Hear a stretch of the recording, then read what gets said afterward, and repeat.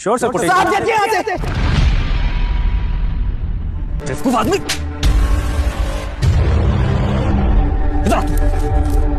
मजदूर के बच्चे, तेरी हिम्मत कैसे मुझे हाथ लगाने की? तूने मुझे धक्का कैसे दिया? साहब जी हमारी बात। चुप एकदम चुप।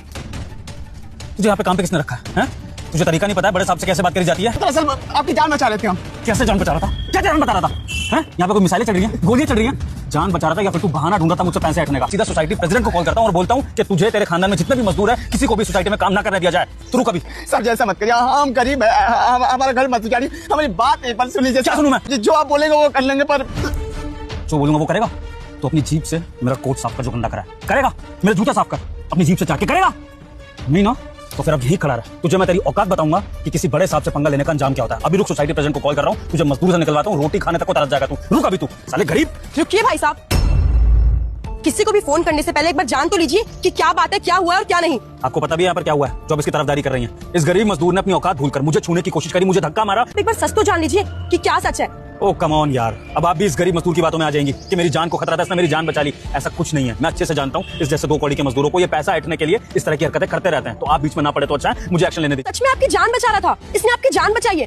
अगर ये आपको धक्का नहीं देता ना तो आप अभी यहाँ खड़े नहीं होते। कैसे? कैसे?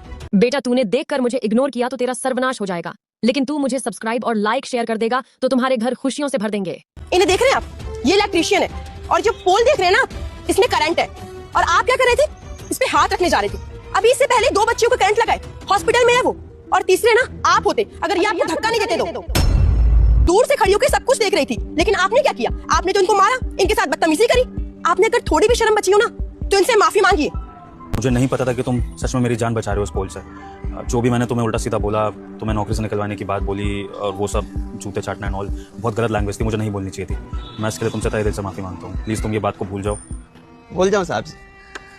आप जैसे अमीर लोग बहुत आसानी से बोल देते हैं कि जो हुआ उसे भूल जा, थप्पड़ भी मार देते हैं और सॉरी बोल देते हैं। पर असल में हम भी इंसान हैं साहब जी, हमें भी दर्द होती है। थप्पड़ मारे तो दर्द हो रहा था, आप सोच रहे थे कि ये सोने का बहाना है इसको। खैर छोड़िए, आप जैसे बड़े लोगों के लिए तो ये मामूली सी बात है।